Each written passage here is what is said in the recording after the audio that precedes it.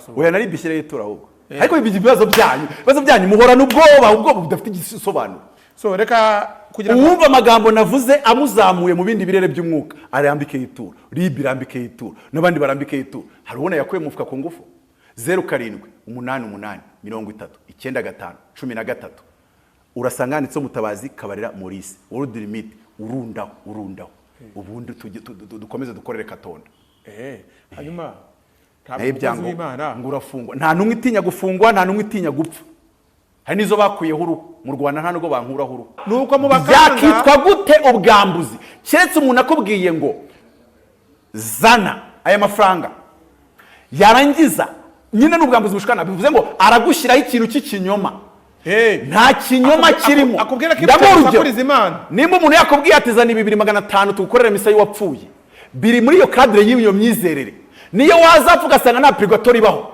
ntago wavuga ngo n'ubwambuzi nta bwambuzi burimo warabyizeye ibyo yakwigisha warabyizeye arangije nakubwira ngo kandi watangira ituro nabyo bikora willingly kuko byizeye ntago ibyo bintu wakabaye ukuntu rero mwigisha mutwireka ko utemera ibyo muri kuvuga araje ahure n'umujinya w'Imana kamubayeho uworera umupagani ahubwo ubundi wize hehe ubundi kuya umuntu umenye ko ari intumwa abantu bose bashobora kuvugiriza induru niwe byabera nka kuno kwayongo ubibona hakaba ari abantu 3 cyangwa 5 cyangwa 100 bakubwira ati tweyongwe ibyo wavuga byose kwisiza amarangi umva yatubyaje ubutumwa turi umurimo we nimba ariko nabyita kuno Paulo bivuze gatatu bango ibi nibyo nireguza kubandega ku bantu batazi cyo Paulo bamuregaga ubweskoro cyangwa se nimba ubwambuzi bushukana waba ufite inzozi zo kwihugura mu by'indimi n'ikoranabuhanga mu Bufaransa cyangwa kuminuriza muri Canada ubu wazikabya hamwe na Kirabove France kuko babikugiramo kugeza bitunganye. Kirabove France kandi ifasha abifuza gutumiza ibintu bigezweho i Burayi ikaba n'igisubizo kubifuza kurangura ibicuruzwa byuje ubuziranenge n'abatsindiye amasoko bifuza ibikoresho bizatuma bahacana umucyo. Ku bindi bisobanuro wabakurikira ku mbuga nkoranyambaga zabo cyangwa ukabandikira kuri adresse ubona kuri ekara yawe.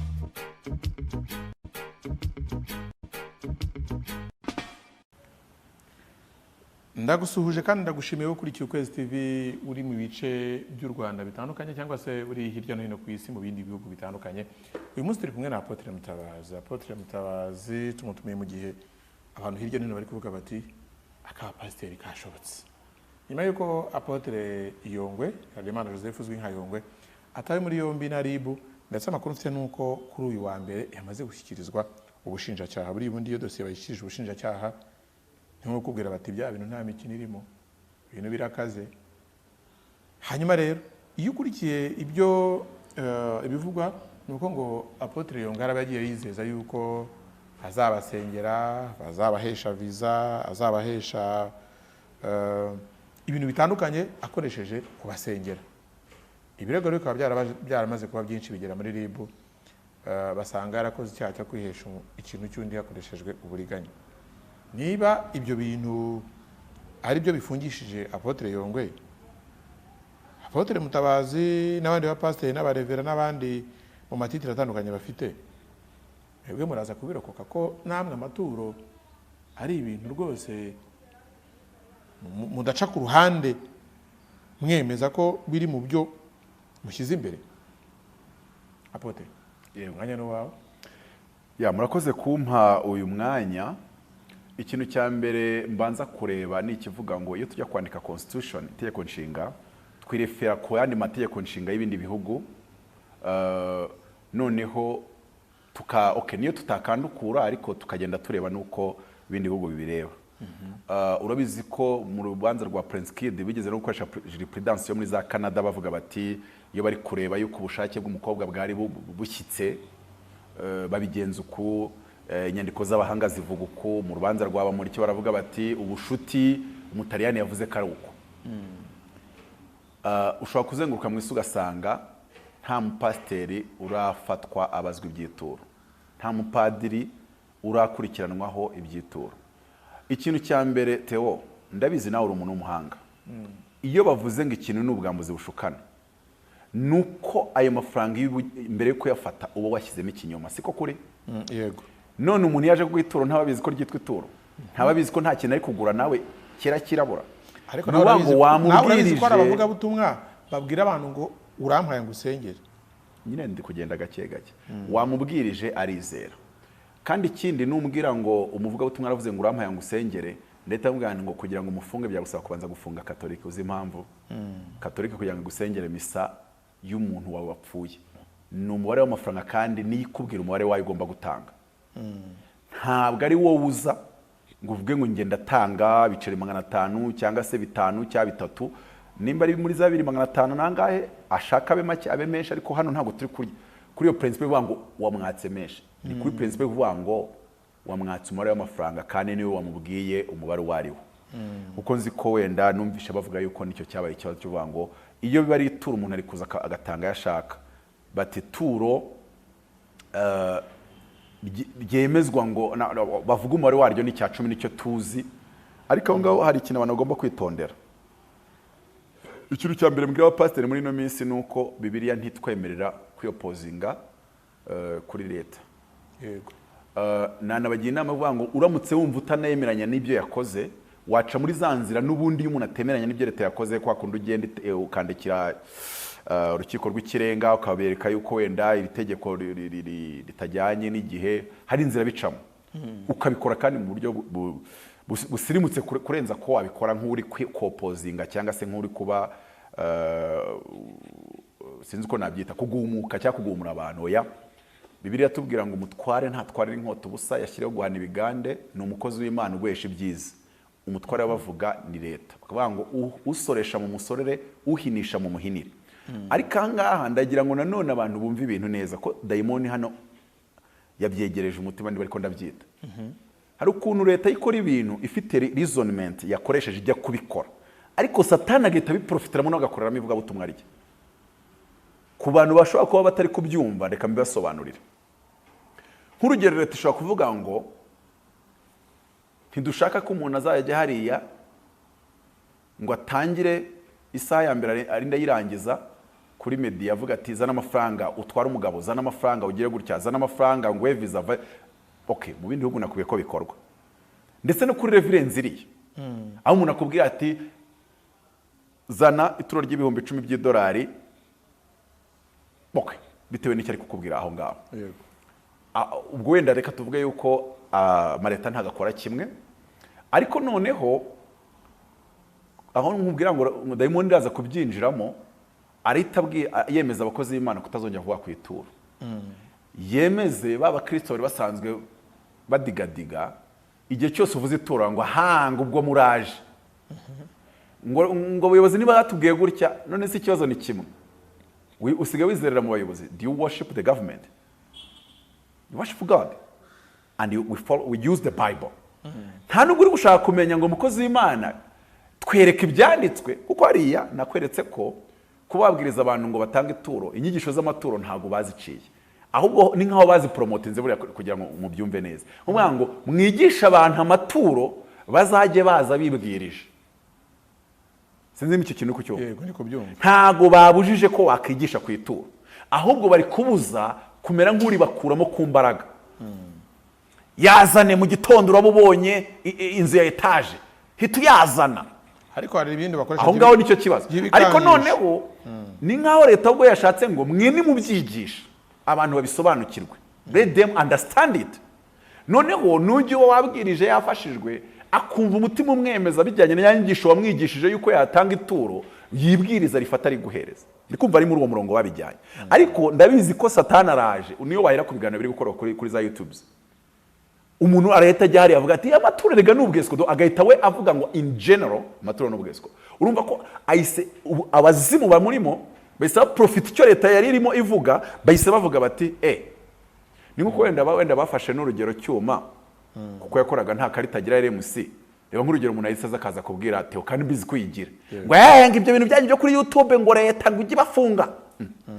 uriya muntu afite icyo yakoze nuko yagikoze guhita rujyanira ibintu byose kwa ujyumura ngo uhite uvuga ngo byose ni icyaha umva rero statement nasohoye kuko ubwami bwose iyo bwatewe umukuru muri bwo asohora statement ndabeshya ubu tuvuge ko Israel ntiyasohoye statement yayo yego muri Gaza ntibasohoye nabo statement zabo ibyo rero niko burya ubwami buba ubwami busohora amastatement atandukanye bijyanye n'ikiba gihari, bijyanye n'ikiba kigomba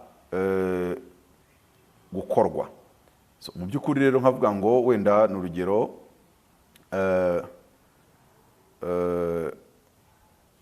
turabizi neza ko nyine hari iyo ntambara iri muri hariya muri Gaza cyangwa se reka statement yawe nyigusomere uko nabonye wayishyira yinsomere niyo nandi gushaka hano. Ituro ry'igicaniro ritatunga umukozi w'Imana byibuza iminsi 2 cyangwa 3 abayeho nk'uko ubayeho, sigaho ntukanarimuhe. Ibyo ni ukwesikuruka Imana.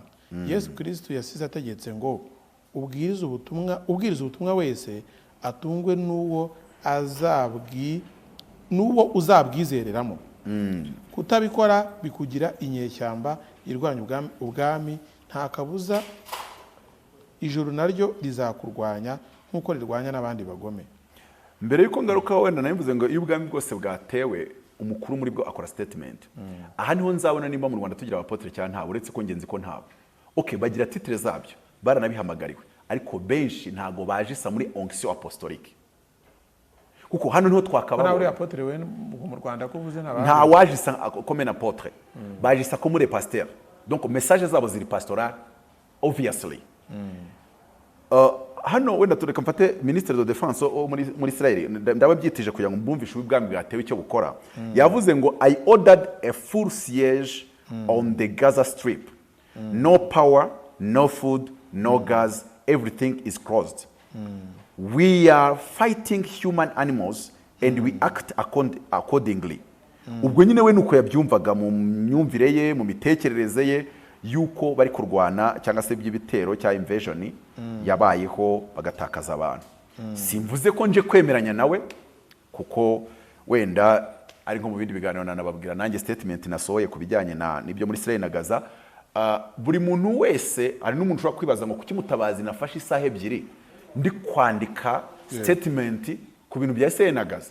Ubwo nyine biterwa n'umuhamagaro wawe uko wizera, ntago ari uko abandi bawemera bawushyigikira cyangwa batawushyigikira. Hano rero iyi statement nakoze ku gitero cyagabwe ku bwami bw'Imana ku bijyanye n'amaturo. Kandi nimvuga igitero ntagira ngo leta se ngo leta nasobanura icyo nyitekerezaho. Tugomba kuyumvira nta mpamvu kuyokozaho, ahubwo ni igitero kiri spiritual. Kuko leta ishobora kwikorera ibyo ikoze ku bw'impamvu wenda zinumvikana, ariko noneho hari undi mwuka uhita ubyuririraho ugashaka guhita usenya ituro. Umva na rya rindi ryo watangaga ibiceri 200 mu rusengero ati nabyumvishe ndaje mbikomereho mbiryameho. Navuze ngo ituro ry'igicaniro ritatunga umukozi w'Imana byibuze iminsi 2 cyangwa 3 abayeho nk'uko nawe ubayeho. Bivuze ngo nimba urugo rwawe ruhaye 20 ku munsi, nimba ruhaye 30 ku munsi, ubwo ukaba ugiye kumuha ituro ry'igicaniro. Ese ituro niba urusengero rw'abantu 20? Oya, ngende kuvuga ituro ry'igicaniro, wowe kuvuga ituro ry'urusengero. Nabyo ndaza kwereka uko bitandukanye. Ituro ry'igicaniro ni rituro umuntu agusengera kuri kanseri, agusengera abuze umugabo. Rero ntago ryo mu rusengero. Mu rusengero agenda bakakubwiriza bakaguha amasakramentu cyangwa se ariko ubundi by'umuntu ko mu rusengero mutwigisha ituro ryo mu rusengero n'urugero nk'urugero rworoshye. Ushobora kugenda ugatura inote y'1,000, sibyo? Undi agaturiye 2. Kuko mwese muri buturu ko mwuzuye urusengero ntacyo ibyo bitwaye. Ariko nimba uhamagaye umuhanuzi ukamubwira inkange ntuye ku Muyumbu, va ku Muyumbu atsi imodoka shyiramo fuel nsanga Kimisagara, biraza kugusaba kumuha ituro ry'igicaniro. Turabisoma mu Bakorino n'impagera. Ni ukuvuga ngo iri turo ry'igicaniro rigomba kuba ari hagati. Mutababaretse gukomeza abadukurikiye no baze kutubaza no kubaza Mutabazi, ariko nanjye banyumvire. Reka manze nkubaze statement, reka manze nyisome nanjye. Yego, mu bantu basaba ko basengera hanya nshobora kugira ngo unsenyere unyizinyatsi nkubwira yuko rwose ibintu muze byose byanga kugenda kubwiyo mpamvu ubukene bugiye kunyica, abana batishyure minerivare, inzara mu rugo twaburaye. Uransaba ituro ry'iki nanjye wumva ushaka kumfasha? Kerega ni nkubwira ngo ubwo nzakuremera nanjye Imana nindemera. Ubu ukuntu bikoze mu yandi magambo nta mukene Eliya ajya kureba ajya mu rugo rw'umupfakazi w'Isarefati y'Abasidoni. Yagezeyo ngasanga asigaranye agafu ngo ari burye we n'umwana we bakipfira, niko yamubwiye. Byanga bikunda nawe gakantifya agafu buvuga ngo ni inteko imwe. Kandi ntekereza ko umupfakazi n'umwana barya bike. Burya abagabo turi abantu bajya bafungura. Tubyemere.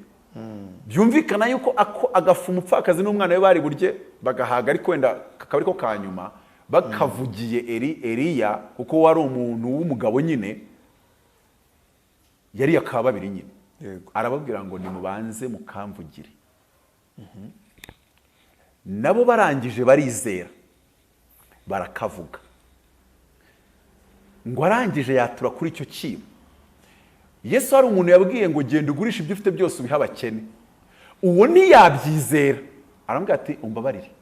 Iby'ituro nuko bikora. Umuntu akubwira ngo zana ituro rya miliyoni, ukumva umutima wawe no kwizera kwawe bitakubimwemerera, nta pista gufatiyeho, mubwira uti ngewe sinemeranya nabyo. Nge niyo mbwiye ko umuntu ngama ituro hari umwanya nshyiramo iminota 10. Iyo ashatse guhita aryohereza namubwira ngo banza ufate iminota 10, nturyohereze munsi y'iminota 10. Ubitekereze byo nakubwiye byose. Ushyire muri logique yawe.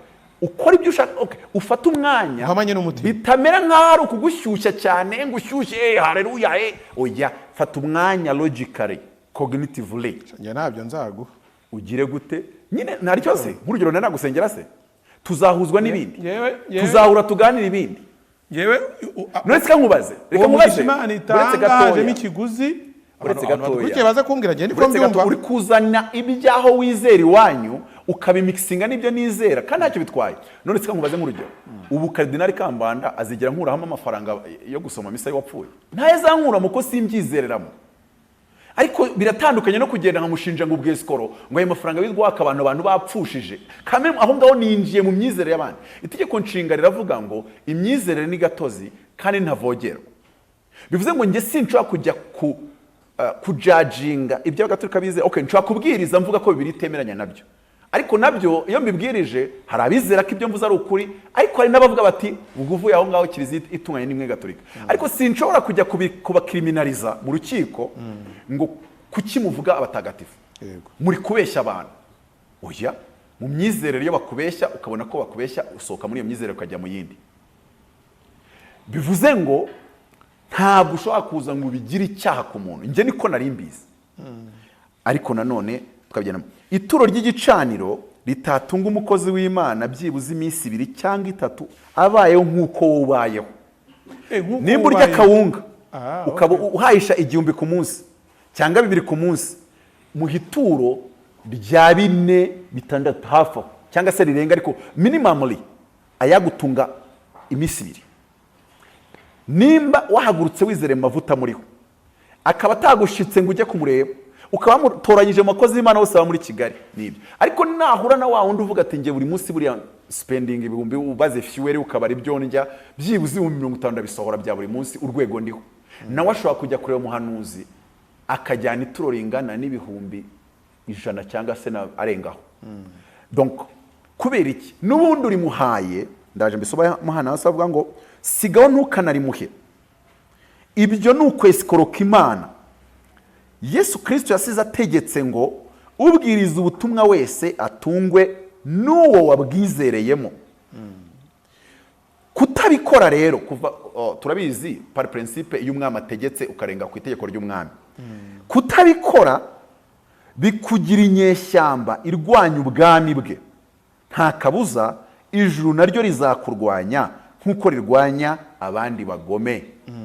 Iyo ni statement ya Apotre Mutabazi kabarira. Byanditse mu Rwanda rw'Abikorino ibice 9 umurongo waho wa mbere kujya kwa 15, ariko wenda twafatira hagati niho yavuze nyine ibintu byo kuvuga ngo ituro rigomba gutangwa. Nsomye nirukanka cyane none ukambaza ibibazo byawe namaze gusoma kugira ngo nibyo mvuga we wenda urabikompara n'ibyo abantu bavuga hanze, compare na logique yawe na philosophy yawe, ariko nyine nashaka kugira ngo nge ahanini ngusubiza ni reference ku cyo Bibiliya ivuga. Haravuga ngo mbese sindi umudendezo, sindi intumwa, sinabonye umwami wacu. Abajya babaza ngo umuntu abintumwa ate, ugomba kuba wabonye Yesu, ugomba kubavuganye nawe akakugira intumwa. Namwe nti muri umurimo wanjye mu mwami, niba mu bandi ntari intumwa, ariko muri mwe ndiyo kuko mwebwe ubwanyu ari mwe kimenyetso cyanjye cyo kuba intumwa y'umwami ugomba kuba ufite abantu wabyaje ya message Imana yagutumye bemerera muri iyo message no matter what. Ubundi kugira umuntu umenye ko ari intumwa abantu bose bashobora kuvugiriza induru niwe byamera nka kuno kwayonga ubibona hakaba ari abantu 3 cyangwa 5 cyangwa 100 bakubwira ati tweyongwe ibyo wavuga byose twisize amarangi umva yatubyaje ubutumwa turi umurimo we nimba ariko nabyita kuno Paulo bivuze gatatu bango ibi nibyo nireguza kubandega ku bantu batazi cyo Paulo bamuregaga ubweskoro cyangwa se nimba rubwambuzi bushukana ibyo bamuregaga ku bantu basomye urwandiko rw'abakorinto neza baravuze ngo nubwo we nta mafaranga watwatse ngo wagezeyo wandikira urwandiko uwitwa Timoteyo na Epafrodito ngo uramubwira ngo nasonzuranye impiya ngo zo kujya gukenura abantu b'i Yerusalemu. Uyu munsi media irahari kiriya gihe i Yerusalemu wumvaga ari amahamba kuko nta media yari hari ngo umenye ngo iyo nzara Paulo avuga iriyo cyangwa ntiriyo. Noneho ngo ba Timoteyo baje ngo batangira guhisa amagambo avuga ngo Paulo yagiye nta mafaranga twatse ariko yateganyaga kuzadutuburira akohereza intumwa akadushuka yuko ngo abi Yerusalemu bashonje ngo none nidukore fundraising. Nkuko uyu munsi namaze kumenya yuko umuntu umwe mu bantu bashobora kuba barafungishe Yongwe ari no kugenda abwira abantu ngo Yongwe nta mafaranga y'umwavoka afite kandi madam donc umuryango we washatse avoka arahari. Donc abantu bari gukusanya amafaranga y'umwavoka already umwavoka none se yagiye muri parike nta avoka agira bihamya ngewe avoka tishyuye ngewe kambabwire ngewe nzajya mvuga ibintu ntanasubiramo yego abo bantu wibahimbana kuwa kane kuwa gatanu avoka yarimo afasha Yongwe kandi yaratarishyurwa kandi ibintu nkubwira Ariyo urabizi ko ntavuga ibintu ntahagazeho. Nanjye ariko urabizi ko ntavuga ibintu ntahagazeho. Ngero ndishuwa ko kugera kuwa gatanu umwavoka sindi bivuga ari we sibyo? Nanjye ariko ndishuwa ko ariko turaziranye sibyo? Nanjye ndishuwa kandi nanjye nani mukeneyeho ku yindi dosiye. Nanjye ndishuwa ko rero umwavoka yaratarishyurwa. Cyakoze byansaba kubanza nkamenya ndi makuru. Nanjye ndishuwa ko ejo ku cyumweru bwo nabonye amakuru yizewe ko aya mafaranga ari gukusanywa atatumijweho na nyirubwite. Se ni ngombwa ko umuntu akusanyirizwa yabitumyeho ubundi se bitumye hari hehe? Ntabwo umuntu uri mu kaga ikintu nshaka kuvuga iyo umuntu ari mu kaga umuntu aribwiriza akamukorera fundraising. Ubwo noneho uzankurikiranire ko ayo mafaranga ko ari nabamaze kuyatanga aho nakuye amakuru bambwiye ko amafaranga miliyoni yatanzwe ariko uzankurikiranire nimba ayo mafaranga yarageze ku mudamu wa Yongwe uzankurikiranire nzabibaza hanyuma wibigira nk'ubwiru nabonye unamurikiranire umuntu washyirishije ikirego muri RIB kuko ushobora gusanga uwo muntu uma collecting amafaranga ari nawe uri muri dossier ko yashyize ikirego muri RIB. Aya ni benshi yongerezwe n'abantu benshi kuregwa n'abantu benshi ni kimwe ariko bigaragaye yuko nawe uri muri uwo mubare. Reka nkubwire Apotre reka nkubaze ikibazo cyoroshye yego tuwe kwerezwe na batanu umwe muri abo batanu se nawe akajya gucollectinga no fundraising amafaranga y'avoka aho hantu abantu bitonde. Reka nikomereze nsoma hano arabanga ibi nibyo nireguza kubandega mbese ntitwemererwa kurya no kunywa ntitwakemererwa kugira abagore bizera tukajyana nabo nk'uko izindi ntumwa zigenza na bene se w'umwami Yesu na Kefa. Kari gatandatu ngo cyangwa se na Barinaba nitwe twenyine tutemererwa kuruhuka twikorera. Nubango umuntu kugira ngo agere ku rwego yasengera kanseri gakira njye azagira umuntu uzamvuguruze nta kandi kazabakora kugira ngo nje niyo mbonye umuntu ambwiye ngo njewe ngo ndumukozi w'Imana ariko ngo mfite ngo n'ama business ngo ndi umukomisiyoneri akambwira ibintu bitatu bitamvuga nti okay wenda ubazagutumira ubwirize cyangwa wigisha ariko ntago wakirukana igitega pe kuko hari urwego Imana ishaka kwikoreraho ikakubwira ngo reka ibindi bishyire ku ruhande. Bivuze ngo kugira kugira ari amavuta umuntu nyina kubwira ibyaye kuko nabango abantu barerekwa usanga kenshi asenga everyday iyo atagiye gusengera abantu abagiye gusenga ashaka amavuta. Noneho hano no Paul yavuga ngo rero twebwe dukora full time tutagira igihe turuhuka ngo twikorera. Hazaravuga ngo ninde wigeze ko umusirikare akitunga icyo gihe Imana iba yakwinjije mu basirikare bayo. Niba uri umusirikare iyo rero Imana yakwinjije mu basirikare b'ubwo bwami yewe ntabwo uri bunyihutisha. Niba uri umusirikare uri umusirikare kuko uri umusirikare ubwo urwanirira Imana ni naguhembe kuki ushaka guhembwa n'abantu reka nkomeze nsome ntacyo bitwaye. Ngiye abantu badukurikiye oya nyine challenge ngiye ndakubwira ibintu uko mbyumva. Uzi icyo kibazo cyawe kiri mu mwuka umwe neza n'uw'abasilamu bajye bakunda kubaza iyo bari muri za deba zabo ngo ariko ko muvuga ko muri abakozi b'Imana ngo Imana ubikeneye kuyikorera. None se sibyo? Sibyo se? Aho ngaho niho umuntu ahita akubwira ngo kuki itaguhemba ikoze mu mufuka wayo. Ariko icyo gihe wabirengagije ijambo muri Zaburi rivuga ngo isi n'ibiyuzuye n'iby'Uwiteka ngo isi n'abayiriho. None Theo, nimba isi n'ibiyuzuye ari iby'Uwiteka, hari pariseri uzi mu Rwanda idafite UPI?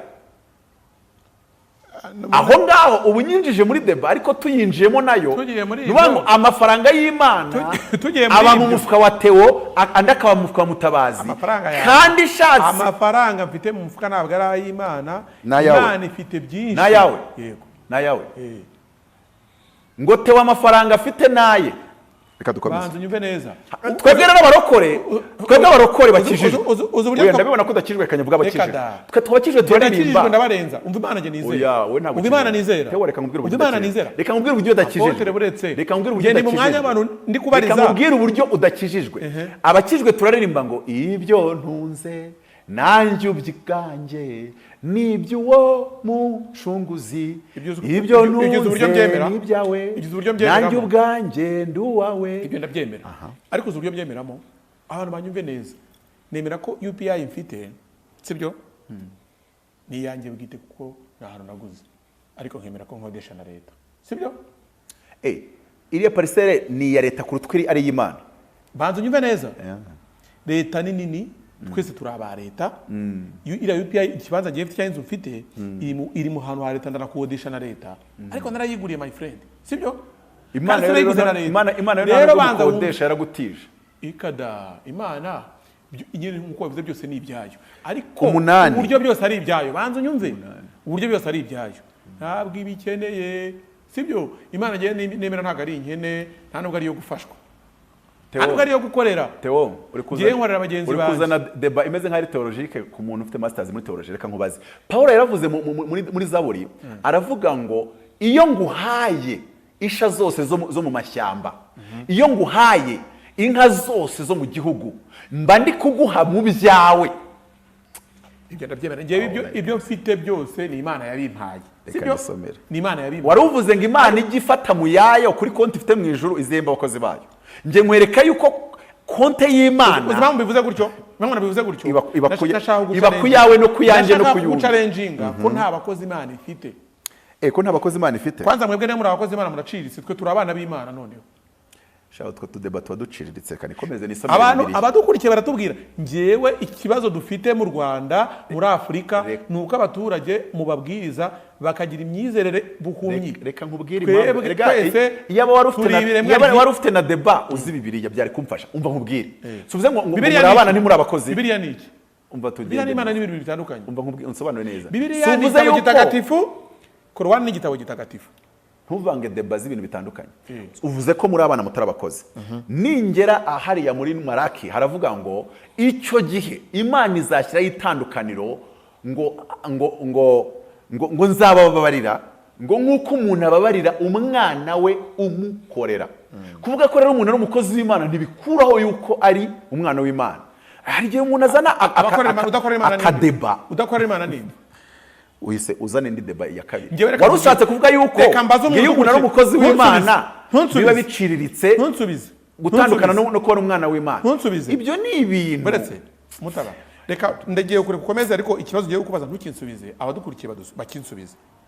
Wowe muntu udukurikiye mu myizero mu mitekerereze yawe, ngewe niba umukene duturanye, menya ko ashonje nkamugaburira, namenya ko yambaye ubusa mu myenda ibiri ifite nka muhamo umwe, ari ngewe ari n'umuntu wirirwa ku musozi ari kuvuga imirongo ya Bibiliya, ninde ubukoze ikintu Imana ishima?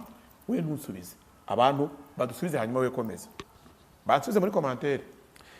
Abantu dukwiye kumva uburyo batubwiriza, ariko hakazamo ibintu yuko natwe mureka tugatekereza. Wowe nuko utari umurokore waba uri nyeshyamba mu bwami.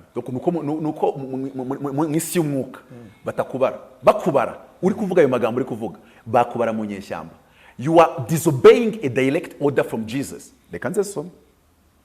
erega dore ikibazo umunani aravuga ngo mbese kuri karindwi ngo ninde wigeze ko umusirikare akitunga, ninde utera uruzabibu ntarya imbuto zarwo, cyangwa se ninde uragira ishyo ntarikame. Umunani, mbese ibyo mbivuze nk'umuntu gusa cyangwa amategeko nayo ntavuga atyo.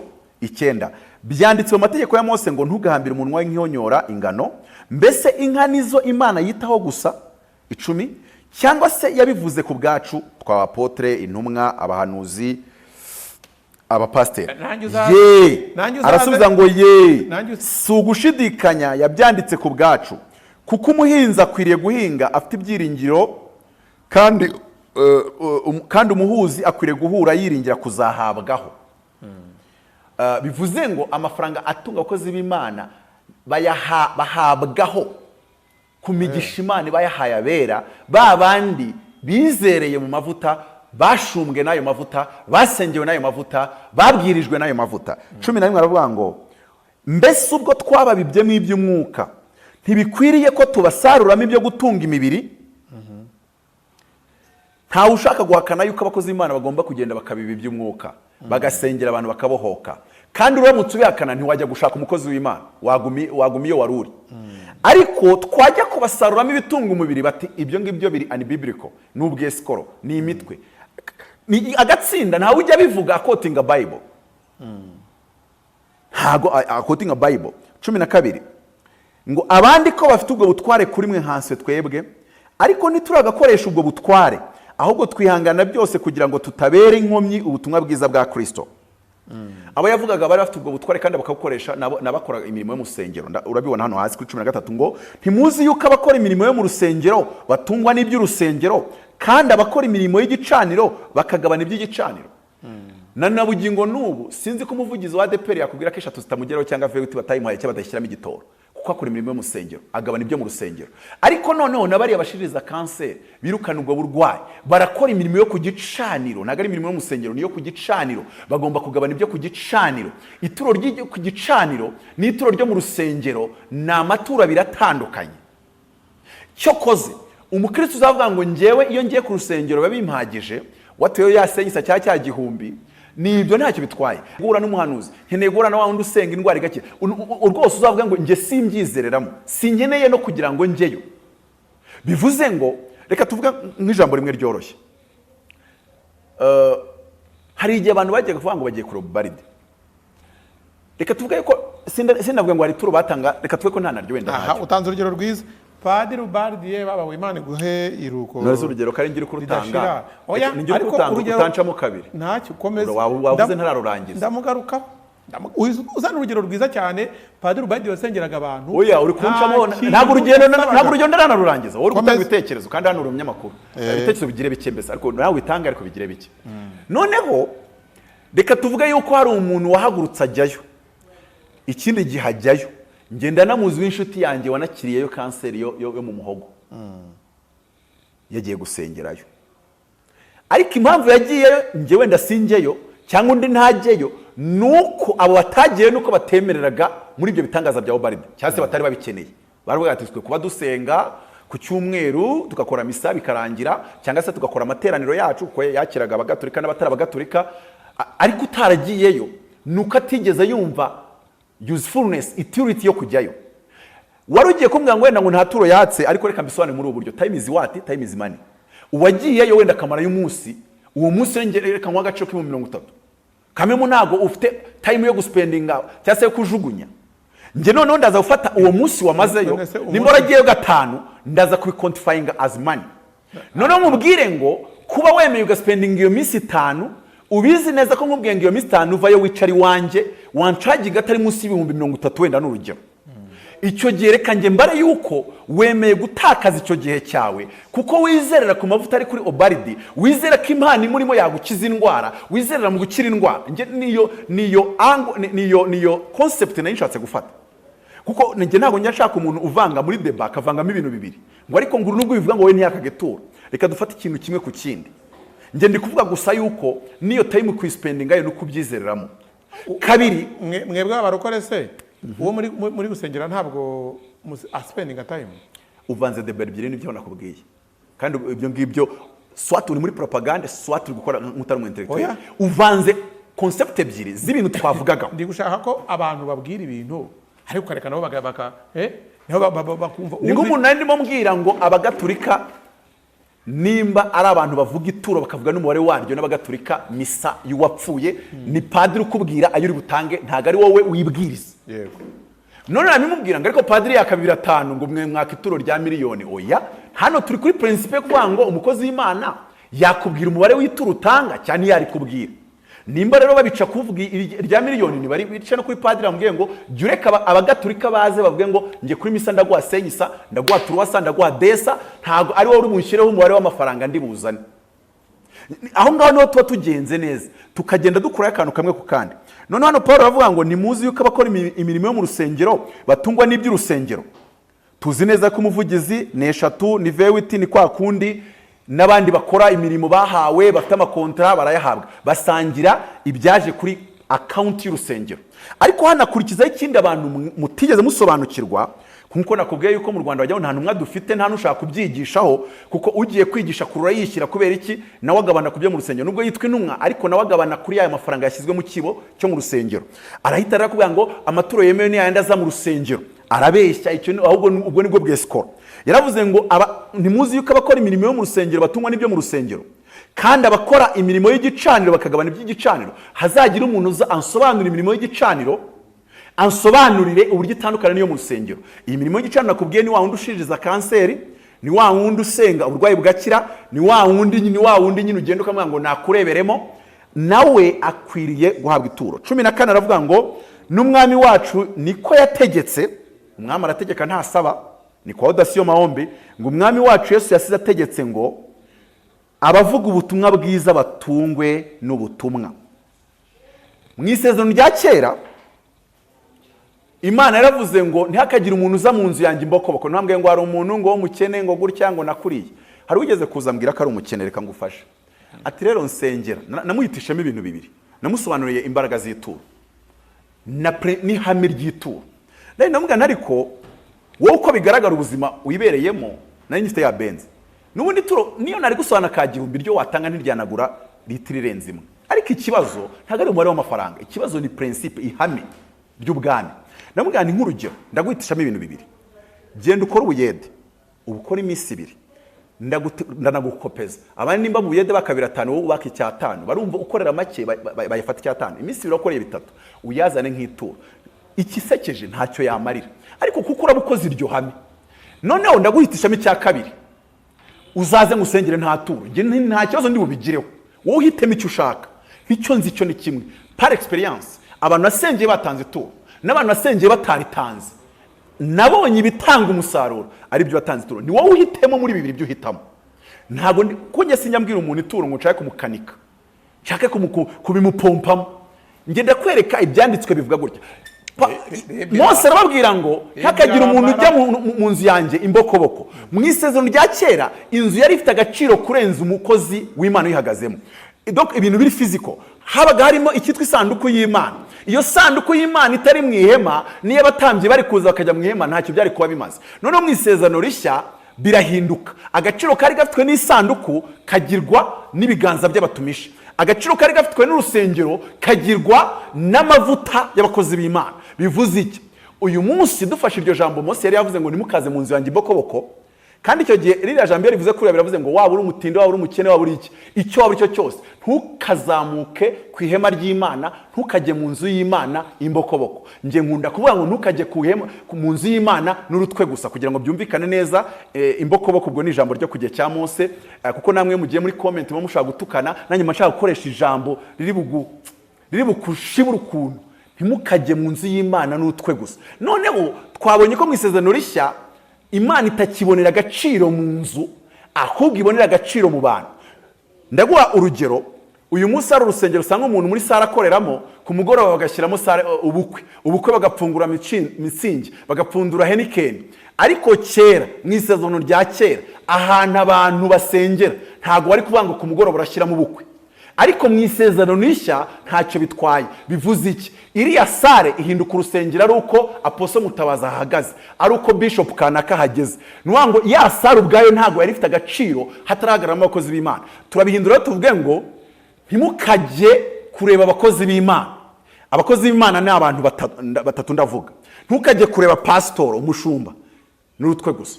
Kabiri, ntukajye kureba umuhanuzi n'urutwe gusa. Gatatu, ntukajye kureba intumwa n'urutwe gusa. That is the Bible. Icyo nicyo Bibiliya ivuga. Ngaho none umbwira filozofi zawe nazo tuziga.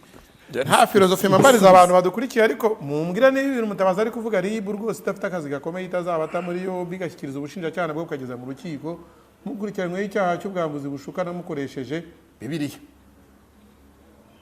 Reka tubitega amaso. Aha reka nigire ku kindi. Baza.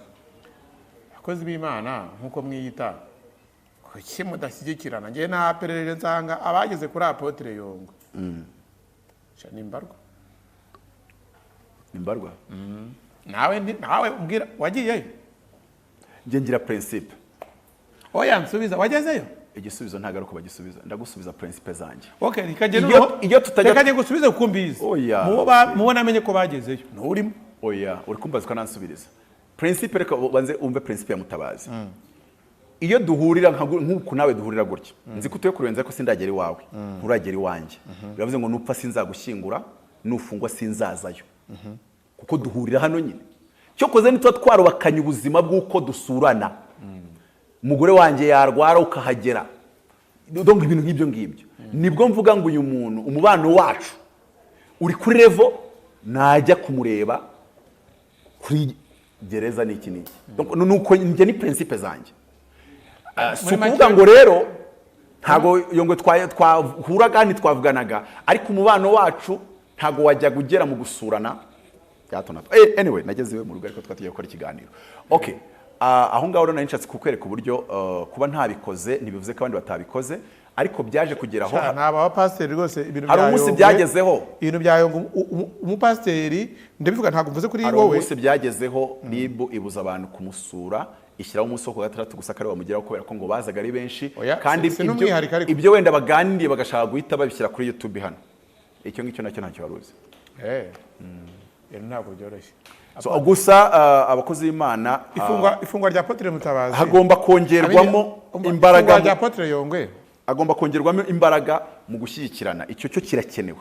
Ifungwa rya Apotre Yongwe ukurikije ibyavuzwe n'ibikomeje kuvugwa ku mbuga nkoranyambaga n'ahandi, bibera isomo ki abavuga butumwa, bibera isomo ki abanyarwanda muri rusange, kuko turareba impande zombi. Birebe isomo bavuga butumwa yuko bagomba kubwiriza ituro neza, bakaribwiriza bien.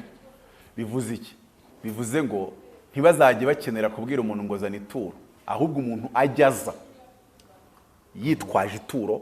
Ndabyibuka uriya Sawuli mwene Kishi. Ariko gukonvenka bishobora kuvamo icyaha, kuko ubwambuzi bushukana uramutse ukonvensa. Navuze ngo dayimoni yateye, ntago nanzi ko nawe uri kwifasha. Nagwiye ngo ntabwo abakozi Imana babujijwe kwigisha ituro, ahubwo biriya byo ko nanjye hari ibintu rubuya ntajya nkunda kuzwa tubwira umuntu waguruka uzana amafaranga agenda ate, banza umusobanurire mwigishe. Donc ituro wishaka uri mukuramo par prophecy, wishaka uri mukuramo uvuze ngo iravuze ngo yazane wakira umugisha. Oya, mwigisha umumaro w'ituro, mwigisha umumaro w'ituro. Ngerigeze nuri inkweto nari nambaye ntahana amasogisi zari nshyashya ariko nazambayemo bwa mbere, kubera ko ntago wari uri kwigisha yamwe nguzana izo nkweto, ahubwo nge nari narabyigishijwe ko aha hantu n'amavuta mbonye kuri uyu Apostle Tumwine wo mu Uganda ngomba kumukuraho amavuta y'Imana. Nge ntabwo ari ikintu namushagaho amavuta kana yamukuyeho, ndayafite rwose, ariko nakuyemo izo nkweto ndazibiba ugenda n'ibirenge, nta n'ibirenge n'udusogisi. Hari ikindi gihe hari igihe cyinshi wenda ntabwo ndatura wenda ituro renze miliyoni pe, ariko natwe duha abandi bakozi Imana baturusha amavuta tubaha amaturo. Ni gake njya gushaka umuhanuzi, ariko ngewe sinahaguruka ngo njye gushaka umuhanuzi najyanye 1,100. Wenda dushobora guhura umuhanuzi ukitora tozo kwamanurira, ariko iyo nge nahagurutse ngo guhamagara ngo umuntu w'Imana, ariko nanjye nabanza nkaneka ko ufite amavuta, ndabanza nkabiperereza ko yafite. Niyo waba wari ufite amezi 3 ndabanza nkaperereza ko no muri umukono kwezi uyafite, kuko nabonye ibintu ari gatebe gatoki. Ariko iyo menye ko amavuta uyafite, nkama mfite ikintu kingoye, kuko nzi ihame ry'ubumana yuko abakora imirimo yo ku gicaniro bagabana ibyo ku gicaniro, ndibwiriza. Ariko hari umuhanuzi wangoreweho, najyanye 1,100 ndabimuhereza, asenze sha ntiyagira n'ikintu yerekwa gifatika. ndayamwaka yari yashyize mu mufuka w'ishati ndabita nyamwaka.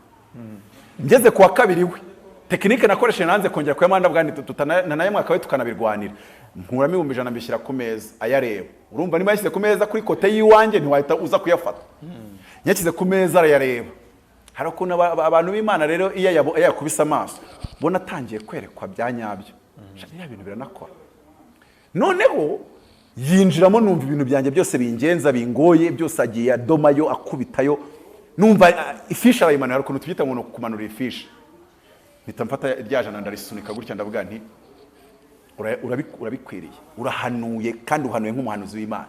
Sawuli mwene Kishi ngo yarezengurutse amafaranga yose y'impamba mushiriraho n'umugaragu we.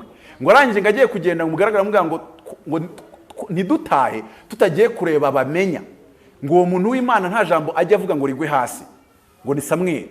Ngo Sawuli aramubaza ngo se twajya kureba umuntu w'Imana tutajyanye ituro. Ubundi abantu turabame n'abatambyi abandi nka ba Sawuli hari principe babazi nta ujya kureba umwami atajyanye ituro, nta ujya kureba umutambyi atajyanye ituro, nta ujya kureba abamenya atajyanye ituro. Uretse abantu bafite spirit y'ubugaragu, the spirit of slavery, umwuka w'ubucakara. Amafaranga yubatse katedrali avuye Vatican, Saint Michel Sainte Famille avuye Vatican. Noneho umuntu Imana ihamagaye hano mu Rwanda amafaranga agomba gura ikote ntago ari nk'ayagura ikanzu ya padiri ngo ave Vatican, arava muri wowe. Vatican ye ni wowe, ibirya rya mu rugo ni wowe. Iyo nyubako nimba mugiye kuyubaka dore ko RGB yanavuze ngo dushyiremo sound proof dushyiremo amakaro ni wowe. Tuve mu mwuka w'igikoroni. Leta ubwayo izamuka igere ku rwego yaba itakoresheje inkunga z'amahanga ariko n'amadini bumve yuko nta misiyoneri ugomba kuza kumenamo. Tuzabwira abantu bature, tubasengere, tubigishe gukora, bagende bakore, natwe dusigare ku mavi, nibagaruka tubaheshe umugisha. Hari ikintu kimwe njya nemera, umunsi umuntu azabona yuko adakeneye amavuta ya Mutabazi biroroshye, ntuzampamagare rwose, ntuzampamagare. Cyokoze mushumba we nampamagara nzazambwirize mu rusengero bampa tike inyura niba atanayimanze n'amaguru. Ariko niba umpagurukije ese banzu nabibara yuko nari bujye ku ndege nkabona ikiraka ngiye buriya ubufundi ndabuzi, umpaye nivo n'umwiko kwitorezo ntago nisukirwa. Tuve no mu by'ubwenjeniyeri kwitorezo ntago wansiga. Ubwo nimba niriwe mu rugo ngusengera kugira saa 10, iyo mba nagiye kwishansiye buriya umufundi yagize ngo si 8.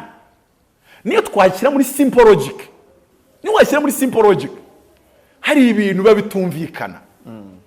Njye nagiye mura n'abantu basanzwe abayobozi akubwiye ngo twiganire duhure kuri hotel twiganirire ko namutangiye murangije Bwana gwa Senkani ntiwamusengeye ntiwamwanuriye mwaganaga ibisanzwe.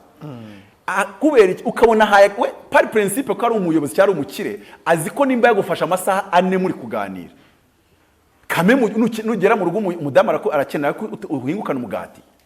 Mu byukuri hari n'ibintu ndeba nkavuga ni uretse Satani utera nabi kugira ngo Satani yaje yidaborinze cyangwa se yaje ari kubiki. Mu byukuri ndakubaza munyamakuru mukunda kurikirana utuntu tundi abakozi b'Imana bari gushinja ubwescoro hari ufite inzu muri Kigali, bangahe bafite inzu muri Kigali? Bangahe bazifite? Ngiye uzabanyereke. Abahanuzi bese ba mu nzu za veni za tarani nazo babagezemo nk'amezi 3. Uretse Imana yangiriye neza ikaba yaramvanye mu bukode, ntimwirwagamo nkora inkuru ngo bansohoye mu mazu. Hari n'igihe njye mvuga hari igihe Abanyarwanda muzatuma mbavuga ngo ariko are you stupid or what? Kubera ko umuntu bari kumusora mu nzu ya 50 mukanya ukamushinja ubwescoro, bivuze ngo uramushinja ubwescoro nta nayo mafaranga wamuhaye, ntayo wamuhaye still uramushinja ubwescoro. My goodness. Umwe akaza ngo baranse ngo yarambwe kansengera nkakira none ngo sinakize kwa namuhaye ituro. Reka twibaze ikibazo. Nasengeye abantu 100, 800 barakira kuva natanya korera Imana, 200 nimwakira. None se nimba uje kundega yuko ngo nagushutse dango nakubeshye, reka uhamagara abafite ubuhamya bwose bwabo nasengeye bigakoreka. Aho ngaho turaza kureba ngo noneho hajemo indi debate theologique, bikoreka ryari nibikoreka ryari. Tuba twinjiye mu kintu bita theologie systématique. Ariko bana ya Abraham abantu badufashe nk'abantu batize ariko narumye. Apotre Ngefite masters muri theologie, nubundi kwa muganga ntibakira. Hari igitabo nanditse kigishwa muri university ya theologie, ariko umuntu akajyariya akavuga utuntu akagereka utundi. Mu byukuri ibintu turimo ni ibiki? ese turashaka kugira ngo mu Rwanda hasigare aya madini y'abamisiyoneri gusa nicyo dushaka? Ese contribution ya za revival cyangwa se born again church ntacyo imaze, ntago tuyemera ku buryo tuvuga ngo we can get rid of you? Uretse ko mbizi ko no mu minsi iri imbere abantu bafite amatorero waya byazafunga. Ntago ibintu bya cyanzarwe ntago byatuma dukomeza kuvuga ngo abantu bose wasanga ibyo witama amasengesho yakora uzasanga hari akanama kandi kabyivangamo bigomba gucayuka. Ariko tutitiranya ibintu ngo wa muntu wagusengeye kandi nawe waje kumuhamagara kame muri yaje kugushaka, niyo waje kumushaka, uramubwira uti numvisha amavuta kuriwe, numvisha impano z'Imana zikuriwe, urangije urazira gusengera. Bene data, reka dusenge tubaze Imana. Icya kabiri turebe icyo Bibiliya ivuga. Ntibyari byemeye kujya mu nzu y'Imana imbokoboko, ntibyemeye kujya kureba umukozi w'Imana imbokoboko. Iryo ni itegeko rya Mose, kandi iryo ryarimutse rigira no mu isezerano rishya. Abakora imirimo yo mu rusengero bagomba kugabana ibyo mu rusengero, kuko nta waje mu rusengero imbokoboko. Abakora imirimo yo ku gicaniro bagomba kugabana ibyo ku gicaniro, kuko nta waje ku gicaniro imbokoboko. Uko niko kuri. Ibindi ni abazimu, ibindi ni Satani ushaka kugira ngo mwinjirwemo n'umwuka wo kwigomeka mu bwami. Kandi ubwami buhana bushyira bufite uko burwanya umuntu ubwigizeho ikigenye n'ikigomeke. Ubwami bwose ariko bumera. Nimba ijambo twarisomye kuvuga ngo umwami wacu Yesu ni umwami nyine, kandi afite ubwami ayoboye, afite igisirikare ayoboye, ngo yasize ategetse ngo ababwiriza ubutumwa batungwe nabwo. Uko niko kure. Apotre, ibyo waruvuze byo by'abakira n'abadakira, ngira ngo na Faisal hari bafite ikinangaza Faisal bo hari wonzi baciye miliyoni 30, umwana amaze ibyumweru bibiri anapfuye aranishyura. Ntawe ndabona avuga ngo kuva umwana wanjye yapfuye ngo ntabwo ndi bwishyure, ngo ubwo ngo wenda ngo umurambo nigendere ngo ntishyure. Mu by'ukuri bino bintu bikorerwa mu kwizera. Rero rya jambo nashatse kugira ngo ariyo nsoza nshinze hagati. Iyo uvuze ngo ibintu n'ubwambuzi bushukana, iryo jambo bwaryo rikurisobanura. Umva ukuntu bikoze. Iyo ari ubwambuzi bushukana, mba naje kuvuga ni Theo, mpaye mafaranga nkagira ikinyoma shyiraho. Ariko nk'urugero naje nkayagusaba, ejo uzabona visa. Oya, iyo umuntu yaje kuvuga ngo mpaye mafaranga yarangiza akakubeshya ikintu kugira ngo uyamuhe. Yego. Nk'urugero umuntu aje kuvuga ngo hanyuma kw'icyo nta mutumwa mu Rwanda, umuntu aje kuvuga ngo napfushije mpereza ayo mafaranga ngiye kugura isanduku, ukaza gusanga atapfushije. Ubwo aba ari umukwesha ikintu cy'undi. Icyo ntabwo njyana n'amategeko, aba yakubeshye bisanzwe. Aba yakubeshye. Icyo ntabwo ari cyaha imbere y'amategeko. Okay, uko byamera kose ariko aramutse abikubwiye ati uyu muntu wawe numpa 100,000 ndamusengera arazuka. Ubwo n'ubwambuzi bushukana. Ntago ari ubwambuzi bushukana. Natazuka. Uzi ikintu bingaragariza, umuntu utekereza muri ubwo buryo, mba nshaka kureba birote, nkareba n'ahantu yize. Mba nshaka kumenya capacité intellectuelle. Umuntu ubitekereza gutyo, mba nshaka kureba capacité intellectuelle. Ndakubaza Theo, utekereza yuko mu bindi bihugu, Nigeria, Uganda, mu bindi bihugu, kandi nuko mbitekereza, mu UK, muri United States, kuba muri ibyo bihugu nta muntu bigeze bavuga ngo nimba yatse umuntu ituro ngo yamusengera ntibikoreke da. Kuba batarigeze babyita ubwambuzi bushukana, utekereza ko batagira iryo tegeko mu mategeko abagenga. Ariko ubundi mwiga, urabizi neza ko bose babikora. Ariko ubundi Theo mwiga muri ayo mashuri, nyuma nshaka kubimenya. Turadistenga. Hari igihe umuntu avuga ikintu nkamureba nkibaza yarize n'ibyo bwabyo, yageze yari ku kigoroba. Kugira ukuntu bamwe babikora ukuri kunyentimida wize mwahe mashuri. Ntabwo ndi ukwentimida, wowe uri umupagani. Fezo endeba nuko mubakanga, fezo endeba nuko mubakanga. Yakitwa gute ubwambuzi? Keretse umuntu akubwiye ngo zana aya mafaranga, yarangiza nyine n'ubwambuzi bushukana, bivuze ngo aragushyiraho ikintu cy'ikinyoma. Nta kinyoma kirimo. Nimba umuntu yakubwiye ati zana 2,500 tugukorera misa y'uwapfuye, biri muri iyo cadre y'iyo myizerere, niyo wazapfa ugasanga nta purgatori ibaho, ntago wavuga ngo n'ubwambuzi. Nta bwambuzi burimo, warabyizeye, ibyo yakwigisha warabyizeye, arangije nakubwira ngo kandi watangira ituro, nabyo bikora willingly kuko ubyizeye. Ntago ibyo bintu wakabaye. Ukuntu rero mwigisha mutwereka ko utemera ibyo muri kuvuga, araje ahure n'umujinya w'Imana kamubayeho, uwo uri umupagani, ahubwo ubundi wize hehe? Nge nize ndistenga, kandi ibyo umva Theo, abadukurikirana n'abo twiganye abari kudukurikira bari kukumva.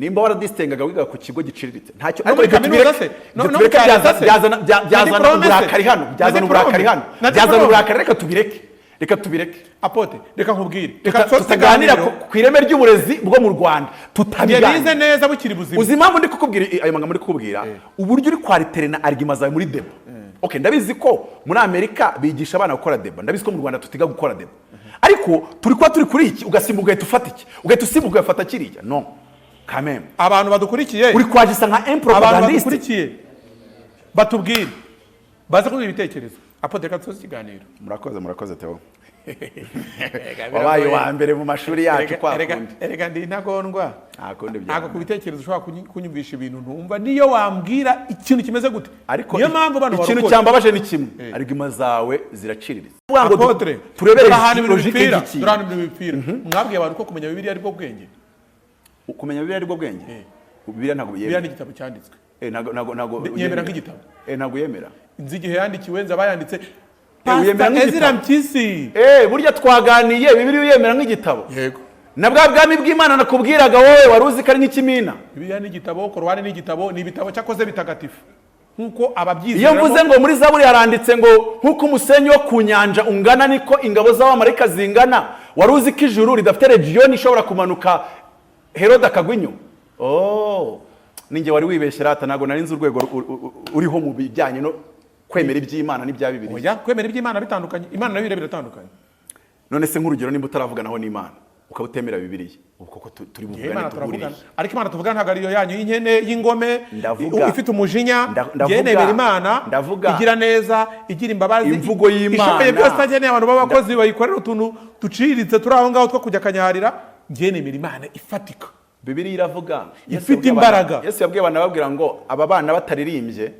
ngo n'aya mabuye yaririmba ubu nsigaje kuzahura n'umuntu akaba atari kubundi urinda uba Apotre y'Imana ifata aya mabuye akagirirwa tubwiriza uzi ko buriya umuntu ahuye n'ibuye rikanamubwiriza ariko yakihana ariko nimba umwami yarategetse yarahisemo kuduhamagara akadusiga amavuta agategeka ngo nitubwiriza dutungwe nabyo dutungwe n'ubwo butumwa Mbonyi ayuzuza arena akanabishyuza agatungwa nabyo n'undi wabwiriza stade nawe mumuhereza ituro atungwe nabyo n'uwirukanye iyo kanseri ngo umuhinzi akwiye guhinga yiringiye kuzahabwaho umuhuza agahura yiringiye kuzahabwaho abakora ibyo mu rusengero bagomba kugabana ibyo mu rusengero abakora ibyo ku gicano bakagabana ibyo ku gicano njye nta na rimwe nzigera nza ndi apostle ndi intumwa y'Imana ngo muze ngo munsabe kuganira namwe ibintu bimeze nk'amafilozofi tuzaganira kuri Bibiliya icya kabiri utemeye Bibiliya mubwire nti ubwo hasigaye iri busubirisha umuriro ku musozi wa Karumeli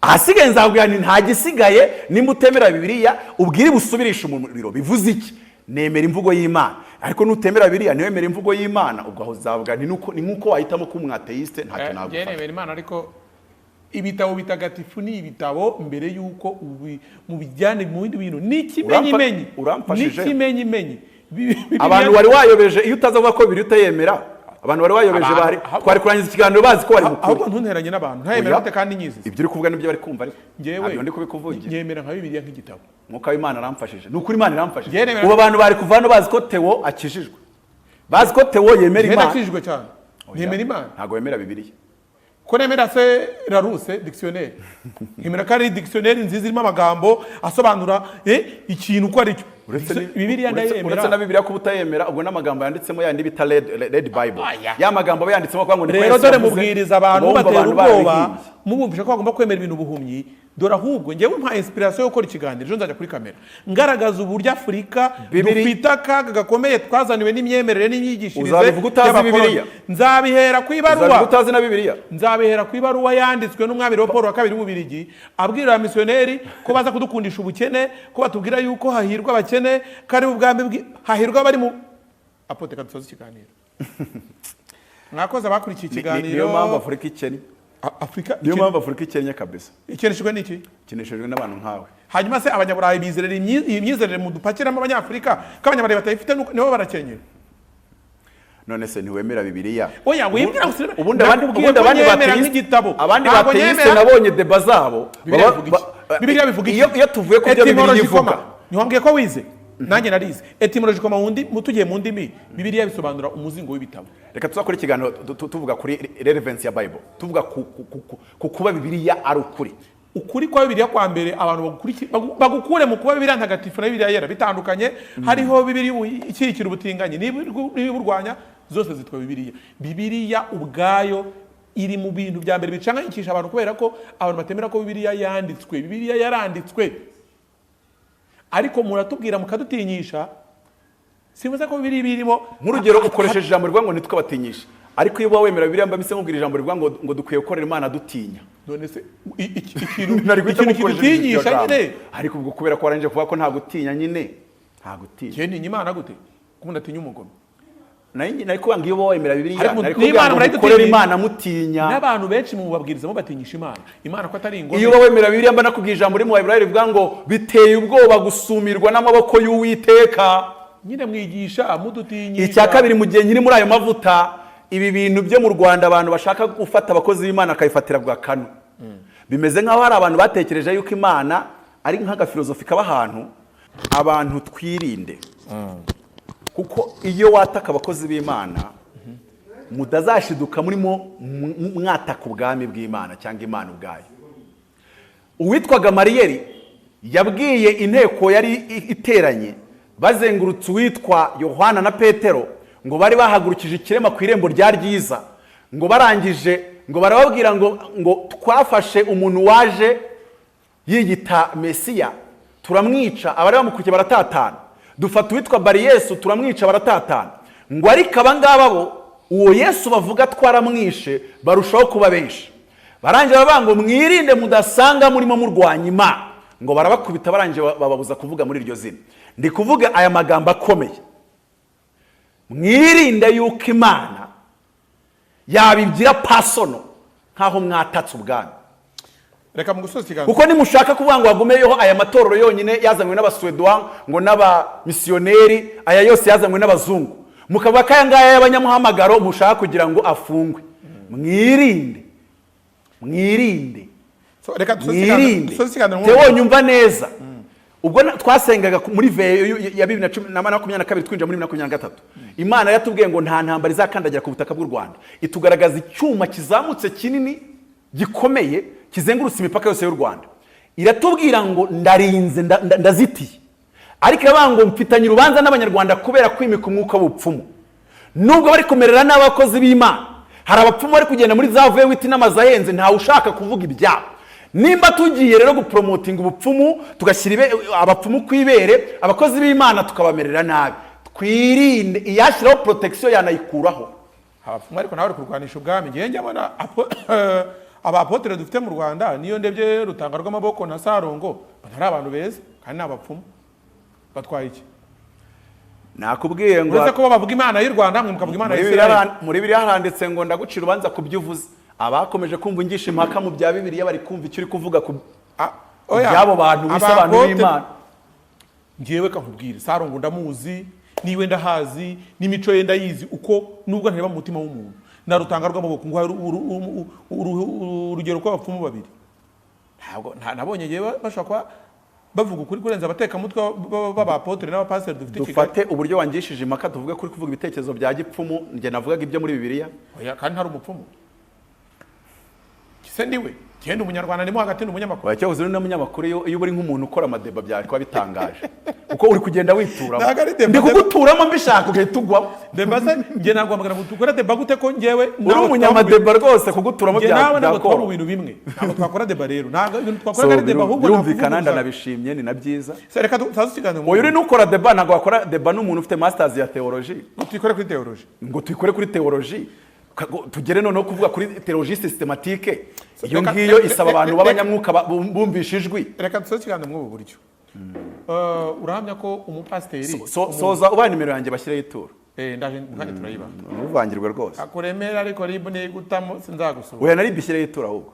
Ariko ibibazo byanyu muhorana ubwo budafite igisobanuro. So reka kugira uwumva amagambo navuze amuzamuye mu bindi birere by'umwuka arambike ituro, ribi rambike ituro, nabandi barambike ituro. Hari ubona yakuye mufuka ku ngufu 0788309513 urasanga handitseho Mutabazi Kabarira Maurice World Limit urundaho ubundi dukomeze dukorere katonda hanyuma naye byango ngo urafungwa nta numwe itinya gufungwa nta numwe itinya gupfa hari nizo bakuyeho uruhu mu Rwanda nta nubwo bankuraho uruhu hanyuma Apotre Mutabazi dusoza ikiganiro ntabwo abantu bashobora gukora ivugabutumwa bigishe ariko banagira ibintu bakora nk'uwawe wize ubwubatsi engineer ukajya uva kubikwa kujya kubwiriza abantu ubutumwa ariko ntugire ikintu basaba nta waba umusirikare ngo yivange n'iby'ubugingo ngo akinejeje wamwandikiye ubusirikare ahubwo wenda uzambwira umunsi umwe ngusobanurire kugira ngo winjire muri icyo gisirikare cyahise icyo bisaba mperutse kuvugana n'Imana irambwira ngo ndavuga mu munota umwe ngo umuntu byibuze usenga umunota umwe uhoraho buri munsi every day umunota umwe agasengera mu kirere cy'intambara icyo twita spiritual warfare uwaba ari suriyetona mu by'ubwami umuntu usenga iminota 3 aba ari no nuza harya urya bamwita ngo iki sergeant usenga umunota umwe ubwo ari sergeant mu mwuka usenga iminota 3 ihoraho ya buri munsi umwaka ukarinda urangiza uwaba ari suriyetona usenga iminota 7 aba ari lieutenant usenga 10 ihoraho ya buri munsi uwaba ari captain usenga iminota 30 icyo gihe winjiye none wa officier superieur ukize igihanga ubaye major iyo usenga none isaha ya buri munsi every day isaha uburi kano ikirokoroko cyo kinjiyeho bivuze ngo ni hahandi winjira mu nzu ujye usengera abadayimoni ukinjira abadayimoni bagasohoka mu muntu utaramukozaho ikiganza ariko bisaba gusenga isaha ya buri munsi 1 hour kandi ngenza abantu benshi bitaba batumisha atageza n'iminota 25 kandi yitwa mutumisha noneho iyo uburi 4-star general w'inyenyeri enye cyo twita God's general yusenga amasaha 3 ya buri munsi uwo muntu abateye ubwoba no kumureba mu maso ntibikunda urumurozi noneho uburi air field marshal cyangwa se uri field marshal wo kubutaka cyangwa mu kirere burya hari n'abantu batazi ko bitandukana hari umuntu iteka ubona ibitega ariko ugasanga ntajya abona amahembe ariko ibyo nazabisobanura mbonye umwanya uwo ni umuntu usenga amasaha 7 ya buri munsi kangubaze Theo umuntu usenga 7 hour no stop wera saa moya kujya saa 8 kari gafunze isengesho kandi agomba kugira abanasengera n'abahanurira uyu muntu ajya ngaje gukora ibiki bindi ajya asenga kanya gataje gukora yinjize ariko ko numva utanemera muri Bibiliya ukaba wemera ahubwo ngo mu bapfumu ubundi ko imyizera ari gatozi wimimbira nakubwiye ngo abapfumu uri imyizera ari gatozi niyo mugiye mu bapfumu mukajyana ihene y'ibara rimwe cyangwa y'ibara rimwe hari umuntu uza kubibabaza imyizerere nibareke uwayizereyemo akora ibyo myizerere mwinjije iby'abapfumu urizera ko ari byasize yari kubwira abantu ngo mujye mwemera umuntu mutamwemerera yuko namuhamagaye mu mwemerera yuko ngo afite ukuntu yitwara neza n'imico myiza nk'ukuri kutakagiza iyo ngiyo yo so reka duharire umwanya w'agaciro commentaire ziri hano hasi upfumu urashaka kudukwegera urashaka kudukururira kaga mu Rwanda nawe ugakomeza uti ni beza reka se umunsi wenda uzumva birimo biturika nibwo uzamenya ko abapfumu ari beza nihagira ikibazo kiza mu Rwanda tuzatugitejwe n'ubupfumu n'uburyo mu promoting ubupfumu n'uburyo abayobozi bamwe bajya gupfumuza n'uburyo abantu mwese mwayobotse ubupfumu baba we ni nawo mwukuri kurwanya amaturo ntaho umupfumu atazarwanya amaturo y'abakozi b'Imana abantu muri commentaire mutwereke hagati y'ubupfumu n'ubupasiteri mu Rwanda akibangamiye ariko nimukomeza gupfumuza ikibangamiye cyane societe mutubwire Theo reka nkubwire ndi mu mwuka nimukomeza gupfumuza n'abayobozi bagapfumuza muzawota icyo cyo mukimenye reka ngushimira Apotre Mutabazi murakoze nimero bayumvise bakuremera ituro nimero bayifate bashyire ituro erega biba binoroshye nushaka ukiriho ibiciri 300 ariko nimuyashyiraho muri 1000 biba 300 erega nta nubwo bikomeye uretse abazimu na dayimoni yateye ibihe byiza kuri kuri iki kiganiro ibihe byiza kuri uza kuduha igitekerezo muri commentaire uko ubyumva nuko bitekereza reka mwese mbifurize kugira ibihe byiza mbifurize kunogerwa na gahunda zose murimo ndetse by'umwihariko na gahunda za Ukwezi TV ibihe byiza kuri mwese ivuriro Everlife nahivurije umwijima mpivuriza n'iby'amabanga y'abashakanye bankoraho riraka nabahanga pe ivuriro Everlife rikorera Nyabugogo ku mashyirahamwe rimaze kuba ubukombe mu kuvura indwara bakoresheje imiti y'ibimera kandi itunganyijwe neza mu buryo bw'ibinini poudre cyangwa liquide mu ndwara bavura twavugamo kurangiza vuba no kubura ubushake indwara zifata abadamu igwingira ry'igitsina umwijima impyiko diabete igifu amara umutwe asima abifuza kuva ku biyobyabwenge nabo barabafasha kandi cyiza nuko aho waba uherereye hose ku isi imiti yakugeraho kuko bakorana na DHL burya koko babivuze ukuri ngo burere buruta ubuvuke babyeyi Wisdom School yabiciyeho impaka mu gutanga uburere bwuzuye umutima w'ubutwari. Si ibyo gusa kuko bagufashiriza umwana kumenya iyava, bigatanga imbaraga zo kugera iyajya nta nkomyi. Wisdom School kandi kuyigamo ni ukuzenguruka isi mu buhanga utavuye aho uri, kuko bagufasha kuvuga neza no gukoresha neza indimi: Icyongereza, Igifaransa, Igishinwa, Igiswahili ndetse n'izindi ndimi nyinshi cyane utasanga ahandi. Batoza umwana kuvumbura no kumenya impano zimurimo zose no kuzibyaza umusaruro. Gutoza gukura neza, wiyubaha ndetse unubaha Imana, kuko indangagaciro yo kubaha Imana bayishyize imbere. Kwitoza gukora amarushanwa mpuzamahanga aguhesha amahirwe yo kwiga ku isi hose kandi utsinda neza. Guhabwa amasomo mpuzamahanga agufasha kubona burusi yo kwiga mu mashuri akomeye ku isi nka Harvard, Oxford n'izindi kaminuza mpuzamahanga. Guhabwa ibitunga umubiri kandi byujuje intungamubiri zose, kuko abahiga banywa amata buri munsi. Wicikwa kuko Wisdom School igufitiye amacumbi meza ku bana bose bakeneye gucumbikirwa. Aya macumbi kandi ari mu mahumbezi meza cyane y'ibirunga. Si ibyo gusa kuko muri uyu mwaka wa 2023-2024 Wisdom School izatangiza programu ya Cambridge. Ni programu mpuzamahanga. Gutsindisha abanyeshuri benshi twabigize intego. Wisdom School dufite amashami mu turere 12 tw'u Rwanda. Banguka rero kuko imyanya isigaye ni mbarwa. Wisdom School Rwanda, our children, our future. Uramutse ukeneye ibindi bisobanuro ushobora kuduhamagara kuri 0788 47 84 69 cyangwa 0788 67 88 80. Wisdom School Rwanda, our children, our future.